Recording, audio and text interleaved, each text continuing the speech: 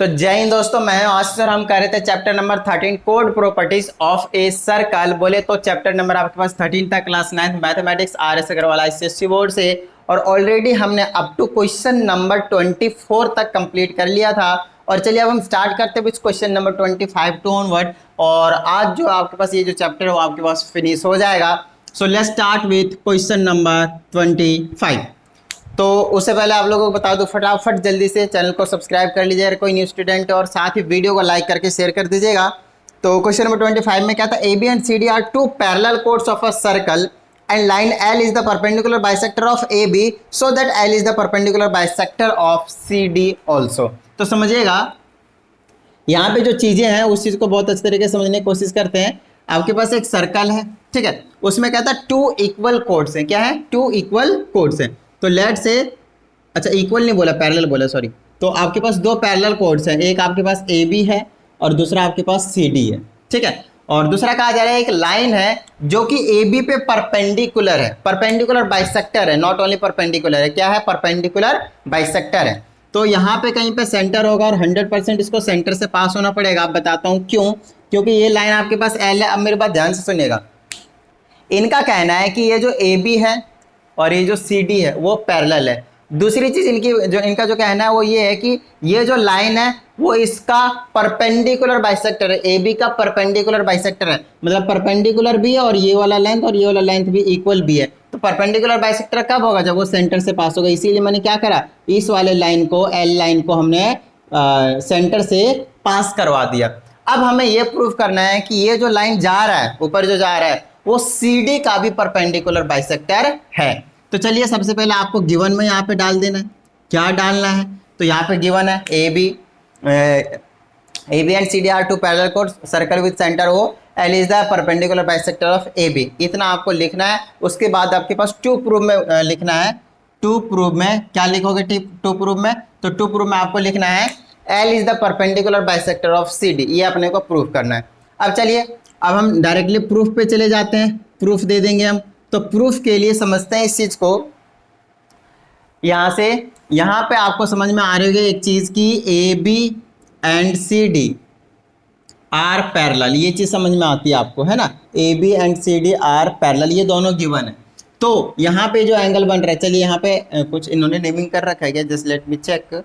नहीं, इन्होंने कुछ भी नेमिंग नहीं करा है, तो इसको मैं एल और इसको एम की नेमिंग कर देता हूँ, ठीक है। तो मैं यहाँ से ये जरूर कह सकता हूँ कि L M B is equal to, L M B is equal to, और दूसरा एंगल में कौन सा कह सकता हूँ, ये वाला है ना, डी, या फिर यहाँ से मैं बोल सकता हूँ एम एल डी। ये जो दोनों एंगल रहेंगे ये दोनों इक्वल होंगे और ये दोनों ही क्या रहेंगे आपके पास, 90 डिग्री के। मैं आपको बताता हूँ रीजन क्या है।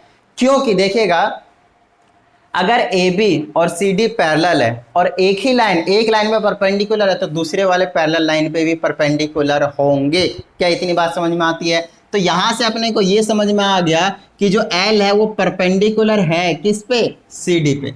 एल जो है वो परपेंडिकुलर है किस पे, सी डी पे। बात समझ में आती है। ये 90 ये भी 90 निकल कर आ जाएगा, समझ में आ गए। अब स्ट्रेट लाइन है, ये 90 ये भी 90, ये 90 ये भी 90, तो परपेंडिकुलर तो है। अब आगे देखते हैं। अब हमें यह भी पता है L is also passing through the centre of the circle. अब आपको बहुत अच्छे से पता है, अगर एक स्ट्रेट लाइन जो सेंटर से पास हो रहा है और किसी पे परपेंडिकुलर है तो उसको बाइसेक्ट करेगा। थ्योरम 1 और 2 जो आप एक दूसरे के कन्वर्स थे, राइट। तो यहां से बोल सकते हैं hence L is the bisector of C D. लीजिए, हमने इसको परपेंडिकुलर भी प्रूव कर दिया और यहाँ पे बाइसेक्टर भी प्रूव कर दिया, और जो हमने बेसिकली प्रूव करने को दिया था वो हमने प्रूव कर दिया। क्या इतनी बात समझ में आ गई, डन है, ठीक है। तो यहाँ पे आप एक लाइन ऐड ऑन कर सकते हैं इस वाले लाइन को लिखने के लिए, the straight line passing through the centre which is perpendicular to the code bisect the code. ये वाली स्टेटमेंट जो थ्योरम का था आपके पास, उस चीज को आप ऐड कर सकते हैं। बात समझ में आती है बात, ठीक है, डन है। बस यही क्वेश्चन आपके पास था, क्वेश्चन नंबर 25। अब मैं आपको एक बार क्वेश्चन नंबर 26 भी पढ़ के सुनाता हूँ। उसकी भी जो स्टेटमेंट है वो बिल्कुल एग्जैक्टली सेम ही है, ऐसे ही है। तो इनका कहना है prove that the diameter of a circle perpendicular to prove that the diameter of a circle perpendicular to one of the two parallel chords of a circle is perpendicular to the other and bisect it. बस इसमें एक छोटा सा change given है, बस मैं आपको समझाता हूँ, एक बार इसको नोट डाउन कर लीजिए। बिल्कुल इसी टाइप का क्वेश्चन है, कुछ भी अलग नहीं है, ठीक है। समझाता हूँ इसको, मैं डायग्राम यही रहने देता हूँ, ठीक है, क्योंकि सेम डायग्राम बनने वाला है। चलिए अब की बार ये जो लाइन है, ये जो लाइन है उसको बोल दिया है डायमीटर। तो ए बी सी डी, मान लीजिए ई और एफ आपके पास क्या है, डायमीटर, ठीक है। अब की बार बोला है दो पैरेलल कोड है, ठीक है, और एक जो डायमीटर है, ध्यान दीजिएगा, जो डायमीटर है वो क्या है, डायमीटर पास हो रहा है आपके पास और इसको परपेंडिकुलर कट कर रहा है, एक कोड के ऊपर परपेंडिकुलर है। तो हमें प्रूव करना है कि ये जो दूसरा कोड है वो परपेंडिकुलर भी है उस पर और उसको बाइसेक्ट भी किया जा रहा है। तो इसमें एक छोटा सा इन्फॉर्मेशन नहीं गिवन है, क्या नहीं गिवन है, लेकिन एक दूसरा इन्फॉर्मेशन गिवन है, मैं आपको समझाता हूँ। इससे पहले वाले क्वेश्चन में ए बी का इस वाले लाइन को, जो लाइन अभी यहाँ पे डायमीटर बना दिया है, उसको परपेंडिकुलर बाइसेक्टर कहा जाता था, बट इस केस में आपके पास सिर्फ और सिर्फ परपेंडिकुलर कहा जा रहा है। लेकिन लाइन से डायमीटर में डायोड कर दिया गया, तो लाइन से अगर डायमीटर में कर दिया तो आपको समझ में आ रहा हो यहाँ पे क्या लिखना पड़ेगा।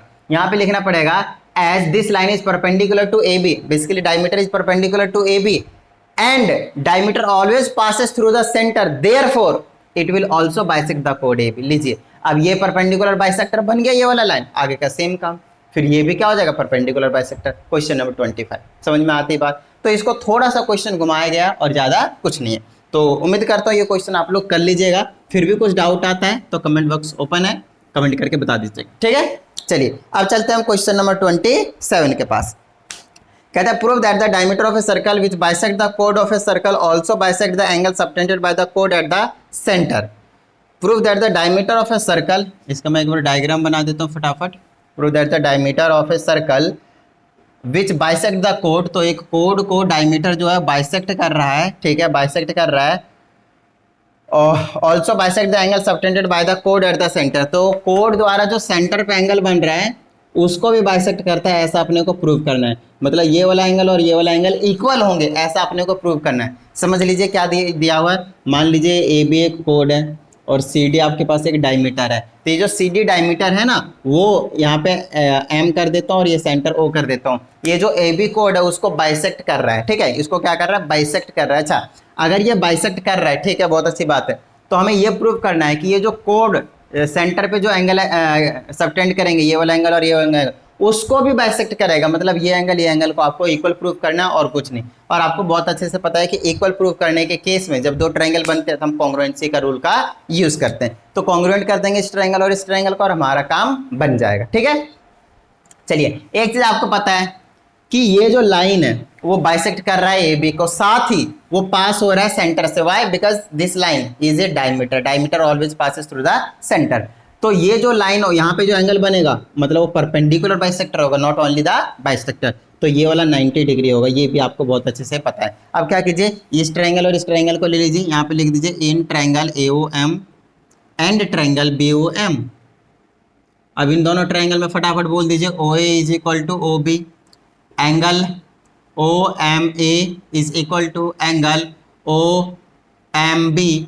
यहाँ पे लिख दीजिए रेडियाई ऑफ सर्कल, रीजन में रेडियाई ऑफ सर्कल, ठीक है। यहाँ पे रीजन में लिख दीजिए क्या लिखा था, CD is perpendicular on AB, therefore ये वाला एंगल और ये वाला दोनों इक्वल होंगे और दोनों ही किसके इक्वल होंगे, 90 डिग्री के इक्वल होंगे।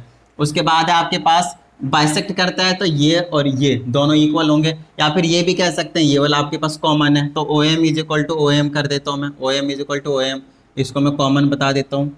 अब आपको बहुत अच्छे से पता है ये कौन से रूल से हो गया। देखिए एक तो हाइपोटेनियस एक 90 डिग्री, एक साइड भी आपके पास, तो यहाँ पे मैं बोल दूंगा सिंपली क्या कहते हैं इसको, क्या कहते हैं इसको, हाँ RHS से। यहाँ पे लिख दूंगा मैं by RHS congruency rule, triangle AOM is congruent to triangle BOM। बोलिए समझ में आई बात, डन है। अब इन दोनों ट्रायंगल को क्योंकि हमने कॉन्ग्रुएंट प्रूव कर दिया था, अब CPCT बोल दीजिए this angle equal to this angle, तो यहाँ पे लिख दूंगा therefore angle AOM is equal to angle BOM by CPCT, hence proved. समझ में आती बात, यही आपको प्रूव करना था। और ये था आपके पास क्वेश्चन नंबर 27। कौन सा था ये? 27। डन है। चलिए अब हम आगे चलते हैं क्वेश्चन नंबर 28 के पास, और फिर 29, और फिर हम कर लेंगे the last question of this exercise. ठीक है, चलिए तो अगर आपके पास बुक है तो एक बार रीडिंग ले लीजिए फटाफट क्वेश्चन नंबर 28 की। तो इसमें आपके पास एक फिगर गिवन है कुछ इस तरीके से, और आपको प्रूव करना है कि L and M are the mid points. मैं फटाफट पहले फिगर बना देता हूँ। तो ऐसी कुछ कहानी है, ये ऐसे और यहाँ से ये ऐसे नेमिंग कर देते हैं। यहाँ से यहाँ तक ए बी है, ये सी डी है, ठीक है, और यहाँ पे एल और एम है, और यहाँ पे अपना सेंटर ओ है ना। थोड़ा सा इधर बना देता हूँ, और ऐसे आपके पास ज्वाइन किया गया है इस तरीके से, ठीक है। ये वाला आपका सेंटर ओ है। ये आपके पास फिगर गिवन है, और आपसे जो प्रूफ करने के लिए बोला है, सबसे पहले ये बता देता हूँ, ये जो एल है और ये जो एम है, ये दोनों मिड पॉइंट्स है ए बी और सी डी के, ठीक है। चलिए आगे देख लेते हैं क्या बोला है। सिर्फ इतना ही क्वेश्चन गिवन है, और अपने को दो चीज़ प्रूव करनी। पहला, angle O L M is equal to angle O M L, ठीक है। दूसरा, angle A L M is equal to angle C M L, ठीक है। चलिए तो समझते हैं अब इस चीज़ को, कौन कौन से एंगल की ये बात कर रहे हैं। सबसे पहले तो देखिए ये आपके पास ओ सेंटर है, ठीक है। इधर उधर लग भी रहा होगा बट आपको मान कर चलना सेंटर है। एल जो मिड पॉइंट है, तो यहाँ से लेकर यहाँ तक और यहाँ से लेकर यहाँ तक इक्वल होंगे, ठीक है। उसके बाद यहाँ से लेकर यहाँ तक और यहाँ से लेकर यहाँ तक इक्वल होंगे। ये दोनों कोड भी इक्वल है क्या? Just let me check. Yes, ये दोनों कोड भी इक्वल है, मतलब A B is equal to C D given है, A B is equal to C D given है। साथ में A L is equal to L B भी गिवन है, और C M is equal to M D भी given है। क्योंकि ये दोनों क्यों है? क्योंकि एल और एम क्या आपके पास मिड पॉइंट है, और A B is equal to C D तो आपके पास गिवन है ही है। अब देखिए अपने को क्या प्रूव करना है, O L M O M L. O L M देखिए कहाँ है, ओ एल एम मतलब वो इस एंगल की बात कह रहा है भाई। दूसरा कह रहा है O M L, O M L मतलब इस वाले एंगल की बात कह रहा है। तो देखिए बहुत बहुत बहुत ही ज़्यादा ये आसान है, मैं बताता हूँ क्यों। यहाँ पे आपको बस एक छोटा सा थ्योरम यूज करना है, जो आपको मैंने ऑलरेडी करवा रखा है। 4th और 5th जो एक दूसरे के कन्वर्स थे। ये ए बी है, ये सी डी है, ये दोनों क्या है? इक्वल है। जब इक्वल कोर्स होते हैं वो सेंटर से इक्वल डिस्टेंस पे होते, बोलिए हाँ या नहीं। तो यहाँ से लेकर यहाँ तक का डिस्टेंस बोले तो O L will be equal to O M. Reason होगा equal chords are equidistant from the centre.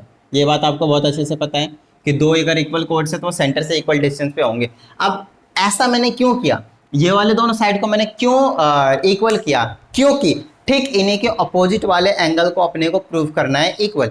तो यहाँ पे हम लिख देंगे angles opposite to the equal sides are equal. आपने आइसोसेलेस ट्रायंगल में किया होगा कि दो ट्रायंगल, एक ट्रायंगल होता है जिसमें दो साइड्स इक्वल होते हैं, तो इस साइड को अपोजिट एंगल ये और इस साइड को अपोजिट एंगल ये दोनों ये एंगल और ये एंगल क्या होते हैं? इक्वल होते हैं, है ना। यहाँ पे हम बोल देते हैं angles opposite to equal sides are equal. बात समझ में आती है? चलिए तो यहाँ पे मैं लिख देता हूँ फटाफट, angle O L M is equal to angle O M L, जो आपको पहले पार्ट में प्रूव करना था। यहाँ पे लिख दीजिएगा angles opposite to equal sides are equal. बताइए इतनी बात समझ में आती है? डन है। चलिए ये हो गया पहला। अब पहला पार्ट तो हो गया, अब अपने को क्या करना है? दूसरा वाला। अब समझते हैं इसको क्या है। देखिए ये वाला ए बी है। हाँ, अब दूसरा एंगल पहले चेकआउट करते हैं, कौन सा प्रूव करना है? ए एल एम मतलब इस वाले एंगल की बात कर रहा है। दूसरा सी एम एल मतलब इस वाले एंगल की बात कर रहे हैं, इसके जस्ट एडजेसेंट वाला एंगल है ना। इनको प्रूव करना है इक्वल। तो समझिएगा एक बार मैं आपसे क्या कहने की कोशिश कर रहा हूँ। ये जो चीज़ है वो क्या आपके पास इक्वल है, ए बी और सी डी दोनों क्या है? इक्वल है। और ये जो लाइन है वो सेंटर से पास हो रहा है, तो किसके क्या होगा? उसके परपेंडिकुलर भी होगा ए बी पे। यहाँ पे अपने को मालूम है कि ओ एल जो है वो परपेंडिकुलर होगा किस पे? ए बी पे। और दूसरा ओ एम जो होगा वो परपेंडिकुलर होगा किस पे? सी डी के। अब रीजन इसका क्या है? रीजन ये है क्योंकि एल एम क्या है? मिड पॉइंट है, पहली बात। दूसरी ओ एल और ओ एम क्या है? सेंटर से पास हो रहे हैं, ठीक है। चलिए स्ट्रेट लाइन तो परपेंडिकुलर भी होंगे, क्लियर है। चलिए थ्योरम 1 और 2 का जो एक दूसरे कन्वर्स थे वो वाले। अब आपको यहाँ से पता चल गया कि angle A L O is equal to angle C M O. मैंने कौन सा एंगल की बात करो? देखिएगा AALO, मतलब ये पूरा एंगल की बात कर रहा हूँ मैं, ये पूरे एंगल की बात कर रहा हूँ। और इधर से CMO, मतलब ये पूरे एंगल की बात कर रहा हूँ। ये दोनों ही क्या होंगे, 90 डिग्री ईच होंगे। बोलिए हाँ या नहीं। तो ये भी 90 हो गया और ये भी 90 हो गया। अब आप कुछ मत कीजिए, इसके एडजेसेंट वाला एंगल देखिए, ये वाला छोटा वाला एंगल और ये वाला छोटा वाला एंगल, अभी हमने प्रूव किया है कि ये दोनों इक्वल है। ये देखिए, ठीक है, ये दोनों का एंगल। अब इन दोनों एंगल को क्या करूंगा मैं, सब्ट्रैक्ट कर दूंगा। सेम सेम है ना, सेम चीज दोनों साइड क्या कर सकता हूँ, सब्ट्रैक्ट कर सकता हूँ। तो 90 में से अगर ये एंगल हटा देता हूँ तो यही तो बचेगा, खत्म बात। ठीक है, तो यहाँ पे मैं लिख देता हूँ subtracting each side 90 degree, minus कर दीजिए OLM एंगल, और इधर 90 डिग्री में से माइनस कर दीजिए। माइनस तो यही करेंगे क्योंकि ये इसके इक्वल है, तो इसके जगह हम एंगल OML भी लिख सकते हैं। अब 90 में से जब इस वाले एंगल को हटाएंगे, OLM को हटाएंगे, तो आप खुद देख लीजिए क्या बचेगा। OLM अगर हटा दिया हमने, OLM अगर हटा दिया तो मेरे पास ये एंगल बचेगा जो कि ALM हो जाएगा, एंगल ALM हो जाएगा। और इधर से क्या बच जाएगा, CML बच जाएगा, ये वाला एंगल CML। और यहाँ पे देखते ही देखते हेंस प्रूव्ड करके लिख दीजिए, और आपका ये जो क्वेश्चन नंबर 28 था वो भी हो चुका है। बताइए, समझ आई बात, डन है। चलिए अब चलते हैं क्वेश्चन नंबर 29 के पास, नोट डाउन कर लीजिएगा इसको, और फिर चलेंगे हम क्वेश्चन नंबर 30 के पास। किसके पास, 30 के पास, ठीक है। ओके, तो अब है हमारे पास क्वेश्चन नंबर 29। तो इसमें कहता है AB and AC are equal chords of a circle. AB and AC, एक बार मैं फिगर बना देता हूँ फटाफट। तो AB and AC are equal chords, तो ये रहा AB और ये रहा AC। यहाँ पे AB हो गया और ये AC हो गया। ये सेंटर O है, यहाँ से PQ ऐसे कुछ कहा गया है। यहाँ पे P है, यहाँ पे Q है, और ये 90 डिग्री पे बाइसेक्ट करता हुआ जा रहा है, 90 डिग्री बनाते हुए जा रहा है। ये हो गया। उसके बाद क्या बोला, यहाँ पे L है, यहाँ पे M है, और इसको यहाँ से यहाँ तक ज्वाइन किया गया, इसको यहाँ से लेकर यहाँ तक ज्वाइन किया गया। चलिए अब यहाँ पे मैं पढ़ लेता हूँ एक बार क्या क्या गिवन है इन्फॉर्मेशन। तो सबसे पहले AB और AC दो इक्वल कोड से गिवन में लिखते जाइए। उसके बाद बोला जाता है विथ सर्कल विथ सेंटर, वो तो लिखना है आपको, साथ ही ये भी लिखना OP is perpendicular on AB। ये जो OP है वो AB पे परपेंडिकुलर, मतलब यहाँ 90 डिग्री बना दिया, और इधर से गिवन है OQ is perpendicular on AC, ये भी आपको पता ही है, ठीक है। चलिए अब अपने को क्या प्रूव करना है, PQ is equal to QC। देख लीजिए PQ है, PQ कैसे हो सकता है, just let me check. PB है, PB और QC होगा, PB और ये वाला QC, ये दोनों इक्वल है, वो अपने को प्रूव करना है। तो बहुत ही ज़्यादा आसान सा क्वेश्चन है, मैं आपको समझाता हूँ एक एक चीज़। बस आपको क्या करना है, ये पहला ट्रायंगल उठाइए, ये दूसरा ट्रायंगल उठाइए, और इन दोनों को क्या कर दीजिए, प्रूव कर दीजिए। बोले तो कॉन्ग्रुएंस। जैसे हम इन दोनों ट्रायंगल को कॉन्ग्रुएंस प्रूव करेंगे, सिंपलिसिटी से PB और QC इक्वल हो जाएंगे। अब बात आती है कॉन्ग्रुएंट प्रूव करने के लिए भी तो चाहिए अपने एटलीस्ट 3 जो रूल होते हैं उनके लिए जो साइड एंगल चाहिए। तो उसको हम करने के लिए क्या करेंगे, देखिए ये तो गिवन है, ये 90 है, तो वर्टिकली ऑपोजिट एंगल से इसको 90 कर दीजिए, वर्टिकली ऑपोजिट एंगल से इसको 90 कर दीजिए। चलिए इतनी बात समझ में आ गई आपको, है ना। तो 90 90 है ही, बहुत अच्छी बात है। अब आगे चलते हैं। अब एक एंगल पता है आपको, और भी कुछ चीजें अपने को ढूंढना पड़ेगा, और क्योंकि ये परपेंडिकुलर है और ये सेंटर से पास हो रहा है तो बाइसेक्ट भी कर रहे होंगे। सबसे पहले यहाँ पे देख लीजिए, अगर आपके पास कुछ चीजें इंफॉर्मेशन में निकाल रहा हूँ 29 क्वेश्चन में, AB is equal to CD आपको पता है, दोनों साइड अगर मैंने हाफ कर दिया तो मैं AB का हाफ क्या लिख सकता हूँ, वो देख लीजिए। AB का हाफ यहाँ से लेकर यहाँ तक लिख सकता हूँ। इसको कुछ नेमिंग नहीं करा क्या, जस्ट लेट मी चेक। यहाँ पे M था, यहाँ पे L था, तो ये वाला आपके पास L पॉइंट है और ये वाला जो पॉइंट है वो आपके पास M पॉइंट है। तो यहाँ से मैं लिख सकता हूँ इसके जगह पे LB, और यहाँ से मैं लिख सकता हूँ MC, CMU लिख देता हूँ कुछ भी, ठीक है, डन है। अब ये ऐसा जो चीज़ है वो मैंने क्यों लिखा, क्योंकि अपने को इस ट्रायंगल और इस ट्रायंगल में चाहिए। अच्छा, ऐसा मैंने क्यों लिख पाया, क्योंकि देखिएगा ABCD इक्वल थे, उसका हाफ करेंगे, हाफ हाफ लिखेंगे। अब हाफ में मैं ये भी ले सकता था, ये भी, और हाफ क्यों है, क्योंकि एक तो ये परपेंडिकुलर लाइन कहाँ से पास हो रहा है, सेंटर से। जो परपेंडिकुलर लाइन सेंटर से जाता है कोड को बाइसेक्ट करता है। बाइसेक्ट मतलब ये पार्ट इक्वल, ये पार्ट इक्वल, ठीक है। तो कोई सा भी एक पार्ट ले लीजिए। तो ये और ये अपने को पता चल चुका है, अभी हमने प्रूव कर दिया, ठीक है। इसको रहने दीजिए यहीं पे। अब दूसरी चीज़ ढूंढते हैं, देखिए ये इक्वल हो जाएंगे, ये इक्वल हो जाएंगे, दूसरी एंगल भी हो जाएगा। एक चीज़ और ढूंढना है इक्वल, और वो क्या ढूंढना है, और वो कैसे ढूंढ रहे, बताइए। ये वाला जो पार्ट होगा वो क्या इक्वल होंगे, जस्ट लेट मी चेक। ये एंगल हो गया, ये एंगल हो गया, इसको तो अपने को प्रूव ही करना है।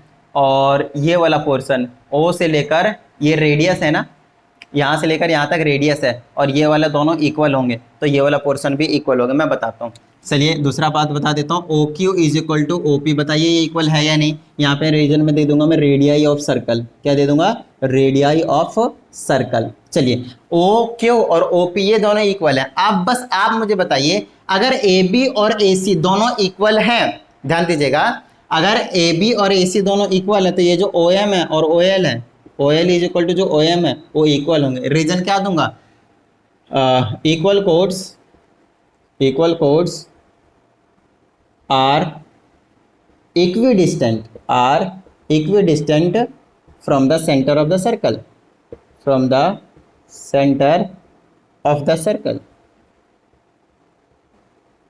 ये कहानी आपके पास है ना। अगर कोड्स इक्वल रहता है तो सेंटर से उनका जो डिस्टेंस रहता है वो क्या रहता है, इक्वल रहते हैं। तो यहाँ से ओ एम और ओ एल ये दोनों क्या होंगे, इक्वल होंगे। अब आपको पहले से यहाँ से पता है कि ये ओ क्यू हमें और ओ पी पता है इक्वल है, तो ओ एम हटा देंगे तो ये पार्ट बचेगा, यहाँ से ओ एल हटा देंगे तो ये पार्ट बचेगा, और यही पार्ट दोनों तो चाहिए अपने को इक्वल, ताकि दोनों ट्रायंगल को मैं कॉन्ग्रुएंस प्रूव कर सकूं, है ना।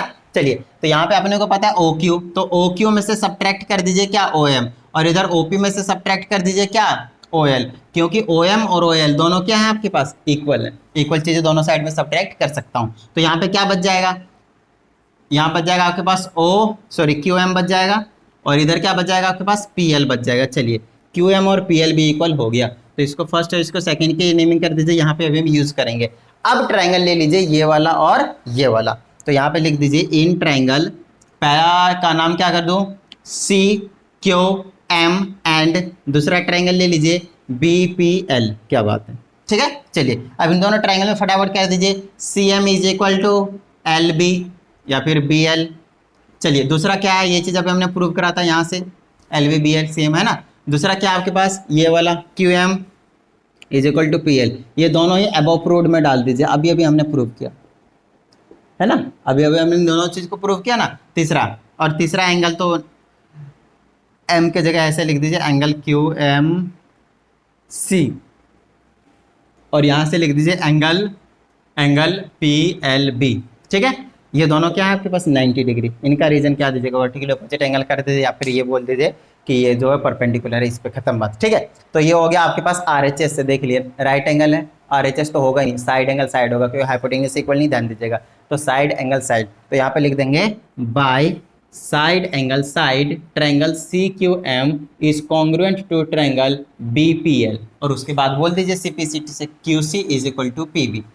तो यहाँ पे लिख दीजिए hence P B is equal to Q C, और रीजन में दे दीजिए सी पी सी टी, खत्म बात। क्या इतनी बात समझ में आ गई, डन है। और ये था आपके पास क्वेश्चन नंबर 29, फटाफट नोट डाउन कर लीजिए। अब कर लेते हैं हम लास्ट क्वेश्चन, उसके बाद हमारा ये जो चैप्टर होगा वही फिनिश हो जाएगा, ठीक है। फिर हम दूसरे चैप्टर पे जंप कर जाएंगे, और आप लोगों को अगर कोई चैप्टर पर्टिकुलरली पहले चाहिए, लाइक आपके यूटीज होते हैं या फिर कुछ भी क्लास टेस्ट वगैरह पहले किसी चैप्टर को करना है, मैंने वो उसके वीडियोज अपलोड नहीं किए हैं, तो आप लोग एक बार कमेंट करके बता दीजिए, सबसे पहले उसी चैप्टर को बनाया जाएगा। अदरवाइज मेरी प्रायोरिटी रहती है स्टार्टिंग से लेकर अब बनाई जाएगी सारी वीडियो, ठीक है। ओके तो चलते हैं अब हम क्वेश्चन नंबर 30 के पास, और 30 है अब हमारे पास कुछ इस तरीके से, कहता है in an equilateral triangle prove that the centroid and circum centre of the triangle coincide. तो सबसे पहले आपको यहाँ पे दो चीज़ सीखनी है, दो चीज़ के बजाय मैं आपको चार चीज़ सिखा देता हूँ, क्योंकि ये ना जिंदगी है। क्या ये जिंदगी है, समझिएगा। सबसे पहले सेंट्रॉइड समझते हैं। अगर एक ट्रायंगल है इक्विलेटरल ट्रायंगल, लेट से सेंट्रॉइड समझते हैं। सेंट्रॉइड वो होता है, वो सेंटर होता है, वो एक पॉइंट होता है जहाँ पे आपके सारे मीडियंस मिलते हैं। मीडियंस मतलब ये मिड पॉइंट है ना, ए बी सी, यहाँ पे ई कर देता हूँ, ए बी सी यहाँ पे डी कर देता हूँ, और इसका मिड पॉइंट यहाँ पे होगा, यहाँ पे डी ई कर दिया, इसका मिड पॉइंट कहाँ होगा, यहाँ पे एफ हो जाएगा। तो ये जो पॉइंट है वो आपके पास सेंट्रॉइड है, ठीक है। यहाँ पे क्या हो रहे हैं, ए डी एक मीडियन था, सी एक मीडियन था, बी एफ एक मीडियम था, मीडियन था, ये सारे मीडियन कहाँ मीट कर गए, इस वाले पॉइंट को। This point will be centroid of the triangle. क्या इतनी बात समझ में आती है, जहाँ पे मीडियंस मिलते हैं। मीडियंस क्या होते हैं, मिड पॉइंट जाके साइड के मिड पॉइंट से कॉन्टैक्ट होता है, और एक को से एक वर्टेक्स से जा रहा होता है। क्या इतनी बात है। ए बी सी क्या आपके पास पॉइंट, उनको वर्टेसिस बोलते हैं, वर्टिसेस है ना, वर्टेक्स सिंगुलर होता है और वर्टिसेस प्लुरल होते हैं। और ये वाला को क्या बोलेंगे, मीडियन बोलेंगे जब ये मिड पॉइंट से जाएगा। ध्यान रखिएगा ये सिर्फ मीडियन होगा, परपेंडिकुलर नहीं होगा, ठीक है। और ये हो गया आपके पास सेंट्रोइड, तो यहाँ पे हो गया आपके पास सेंट्रोइड। छोटे छोटे इंफॉर्मेशन दे देता हूँ। नेक्स्ट है आपके पास ऑर्थो सेंटर। ऑर्थो सेंटर, अब ये जो ऑर्थो सेंटर होता है वो परपेंडिकुलर होता है, ध्यान दीजिएगा। यहाँ से जाएगा तो ये वाला 100% परपेंडिकुलर होगा, ये जाएगा तो 100% परपेंडिकुलर होगा, ये जाएगा तो 100% परपेंडिकुलर होगा, और अब इसको हम ऑर्थो सेंटर बोलेंगे, ठीक है। तीसरा समझिए, तीसरा आपके पास ये जरूरी नहीं है और ये पार्ट इक्वल हो, बाइसेक्ट करने की जरूरत नहीं है। इसमें तो 100% था, बाइसेक्ट कर रहा था, इसमें 100% था, 90 डिग्री पे रहेगा। अब अगला बताता हूँ,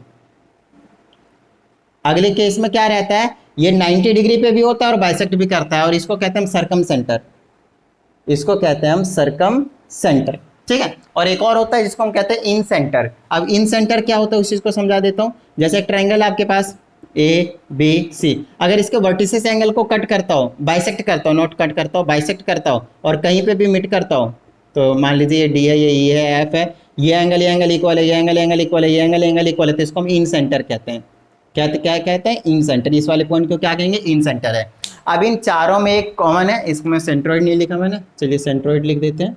अब इनको आपको बहुत अच्छे तरीके से समझ के एक बार दोबारा से मेरी बात को सुन लीजिएगा, और इन चारों को सेपरेटली एक बार नोट्स बना लीजिएगा, क्योंकि आगे क्वेश्चन जब इनके बेस पे आते हैं फिर बच्चे कंफ्यूज कि ये कहाँ से आ गया, क्या हो गया, ठीक है। अब समझिएगा, इन चारों में से एक ऑर्थो सेंटर ही ऐसा है जो अपना जो इनसाइड बन रहे सारे ट्रायंगल में देख लीजिए अंदर है, ये बाहर भी बन सकता है। अलग अलग टाइप के ट्रायंगल रहता है तो उसके अकॉर्डिंग परपेंडिकुलर बनाना होता है, परपेंडिकुलर बनाते हैं, बाहर भी चला जाता है, ठीक है। चलिए, तो ये कहानी है आपके पास। तीनों साइड का बेसिकली कुछ नहीं होता, परपेंडिकुलर जहाँ मीट करता है वहीं पे उसी चीज को हम कहते हैं ऑर्थो सेंटर, इसमें वर्टिसेस की जरूरत नहीं पड़ती। तो इन चारों में से सिर्फ ऑर्थो सेंटर है जिसका ये जो ऑर्थो सेंटर है वो बाहर भी हो सकता है ट्रायंगल के अकॉर्डिंग, ठीक है। तो ये मैंने आपको चार चीजें समझा दिया। अब इन चार चीजों में से हमें जो यूज करना है क्वेश्चन नंबर 30 में, एक सेंट्रोइड है और एक सर्कम सेंटर है, इन दोनों का हम यूज करेंगे, ठीक है। चलिए, तो एक बार इसको नोट डाउन कर लीजिए, अच्छे से नोट्स बना लीजिए इनका, क्योंकि ये बहुत ज़्यादा इंपॉर्टेंट है, ठीक है। जनरली टीचर इसके बारे में डिस्कस नहीं करते हैं, नॉर्मल इनके पर्टिकुलरली कोई वो भी नहीं है, चैप्टर भी नहीं है कि आपके पर्टिकुलरली इनके बारे में ही सारी चीज़ें करवाई जाए, बट ठीक है, एक नॉर्मल इतना नॉलेज आपको होना चाहिए। तो क्वेश्चन नंबर 30 में बोला है आपके पास इक्विलेटरल ट्रायंगल है, तो फटाफट बना देता हूँ मैं। ये आपके पास मैंने इक्विलेटरल ट्रायंगल बना दिया, ए बी सी। क्या बना दिया मैंने, इक्विलेटरल ट्रायंगल बना दिया। उसके बाद कहा जाता है कि इसका जो सेंट्रोइड होगा, सेंट्रोइड मतलब जो मीडियन मीट करेंगे, तो मीडियन, चलिए ये मीडियन, ये मिड पॉइंट है तो इसको मैंने डी बोला, ये मिड पॉइंट है और ये भी मिड पॉइंट है, मान लीजिए ये ई हो गया और ये एफ हो गया, तो ये वाला क्या रहेगा, A B C D E F हो गया, तो इसको जी की नेमिंग कर देता हूँ, ठीक है। तो ये जो जी है वो क्या आपके पास सेंट्रोइड है।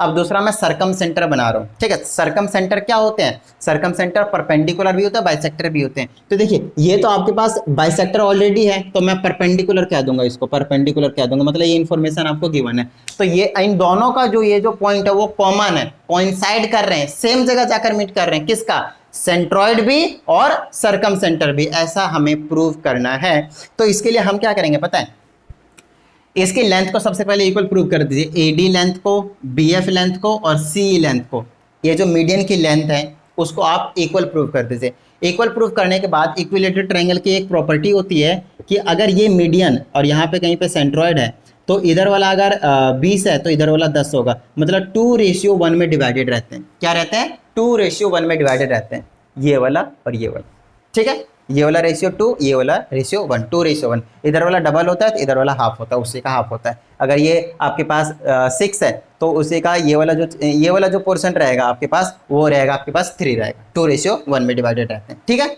तो ये कहानी रहती है आपके पास इक्विलेटरल, सिर्फ ये इक्विलेटरल ट्रायंगल की बात कर रहा हूँ और किसी ट्रायंगल के नहीं, ध्यान दीजिएगा, ठीक है। तो हम क्या करेंगे, सारे मीडियंस की लेंथ को इक्वल कर देंगे, उसके बाद बोल देंगे कि ये वाला लेंथ जो है वो इस वाले लेंथ के इक्वल है और इस वाले लेंथ के इक्वल है, तो ये तीनों जहाँ पे मीट करेंगे वो क्या करेंगे, कोइंसाइड हो जाएंगे, खत्म बात। फिर आप ऐसा भी कह सकते हैं ये वाला और ये तीनों क्या होंगे, एक जगह जाकर कोइंसाइड हो जाएंगे। तो उसके लिए हमें 2 ट्रायंगल कंसीडर करने पड़ेंगे। देखिएगा मैं कौन कौन से ले रहा हूँ, कैसे कैसे प्रूव कर रहा हूँ। ये वाला ले लेता हूँ, BEC, इन ट्रायंगल BEC, और दूसरा ले लेता हूँ, ये इजी देखने में लगेगा, CEB एंड ट्रायंगल CEB। इन दोनों में को प्रूव कर दीजिए क्या कॉन्ग्रुएंट। तो देखिए आपके पास अगर ये वाला ले रहे हैं तो एंगल बी, ये सी, और ये वाला ट्रायंगल ले रहे हैं तो एंगल बी और एंगल सी क्या होंगे, इक्वल होंगे, ईच होंगे 60 डिग्री। क्यों? क्योंकि इक्विलेटरल ट्रायंगल है। दूसरा आपको पता है ये वाला और ये वाला, ये दोनों ही साइड क्या होंगे आपके पास, इक्वल होंगे। बताइए क्यों? क्योंकि ए बी और ए सी ये दोनों क्या रहते हैं, इक्वल रहते हैं, और ई और एफ क्या मिड पॉइंट है, एक तरीके से बाइसेक्टर है ना ये वाला लाइन, तो मिड पॉइंट होगा, तो ये पोर्शन और ये पोर्शन भी इक्वल हो जाएंगे। तो B E is equal to F C. Reason लिख दीजिएगा यहाँ पे, क्या रीजन लिखेगा यहाँ पे, रीजन लिखना पड़ेगा because A B is equal to C F and A B is equal to A C बोल दीजिए, और बोल दीजिए E and F are mid points of A B and A C respectively. समझ में आ गई बात? डन है। चलिए ये दो चीज हमने को पता चलेगा। तीसरा और ढूंढ लीजिए, इन दोनों में देखिएगा तो बी सी आपको कॉमन दिखेगा, B C is equal to B C common दिखेगा। तो साइड एंगल साइड, तो यहाँ पे लिख दीजिएगा by side angle side triangle BEC is congruent to triangle CEB। क्या इतनी बात समझ में आती है? अब मैं CPCT से ये वाला मीडियन और ये वाला मीडियन को इक्वल बोल सकता हूँ, तो यहाँ पे मैं बोल दूंगा CE is equal to BF, और रीजन दे दूंगा मैं CPCT। बोलिए समझ में आती है इतनी बात? डन है। यहाँ पे मैं सिमिलरली करके मैं बोल सकता हूँ, ये तो मैंने ये वाला ट्रायंगल लिया ये इन दोनों, इसलिए ये और ये इक्वल हो गए। अगर मैं ये वाला ट्रायंगल लेता, ये वाला, और दूसरा यहीं से एक और ट्रायंगल ले लीजिए, ये वाला ट्रायंगल लेता, तो ये और ये इक्वल हो जाते हैं, तो सारे क्या हो जाते हैं, इक्वल हो जाते हैं। तो सिमिलरली करके आप लिख दीजिए AD जो होंगे वो BF के और CE ये तीनों ही क्या हो जाएंगे आपके पास, इक्वल होंगे। तीनों मीडियंस इक्वल हो गए। ठीक है। अब तीनों मीडियन को मैं क्या कर सकता हूँ, 2/3 से डिवाइड कर दूं, 2/3 मतलब पूरे 3 हिस्से रहते हैं, जिसका सेकंड वाला हिस्सा जो डबल वाला हिस्सा कौन होगा, ये वाला हो जाएगा। तो AD का डबल वाला हिस्सा हो जाएगा AG। दूसरा BF का डबल वाला हिस्सा हो जाएगा ये वाला BG is equal to CE का डबल वाला हिस्सा हो जाएगा ये वाला CG। अब ये तीनों इक्वल हो गए। दूसरा अब 1/3 कर दीजिए पूरे का, है ना। अगर मैं यहाँ पे फिर से AD is equal to BF और इज इक्वल टू CE कर दिया, इन सब का 1/3 निकालता हूँ। 1/3 अगर मैं निकालता हूँ तो 1/3 क्या होगा, AD का 1/3 ये आ जाएगा DG is equal to BF का 1/3 FG और इज इक्वल टू CE का 1/3 EG। चलिए अब ये दोनों चीज प्रूव कर दिया, ये और ये वाला पोर्शन, इस पोर्शन और इस पोर्शन ये तीनों इक्वल है, तो वर्टिसेस जो जा रहे हैं वो कोइंसाइड कर रहे हैं, वो इक्वल है। तीसरा यहाँ से जो जा रहे हैं वो भी क्या है, इक्वल है। अब ये इक्वल है तो 100% जो ऑर्थो सेंटर क्या सरकम सेंटर होगा वो, और जो सेंट्रॉइड होगा वो दोनों को क्या करेंगे, G पॉइंट पे कोइंसाइड कर देंगे। लास्ट में लिख दीजिए hence centroid and the circumcentre will coincide at point G। और यही चीज आपको यहाँ पे क्या करना था, प्रूव करना था। तो उम्मीद करता हूँ आप लोगों को समझ में आया होगा बहुत अच्छे तरीके से। ठीक है, तो चलिए प्रैक्टिस करते रहिएगा, मिलते हैं अगली वीडियो में। जय हिंद।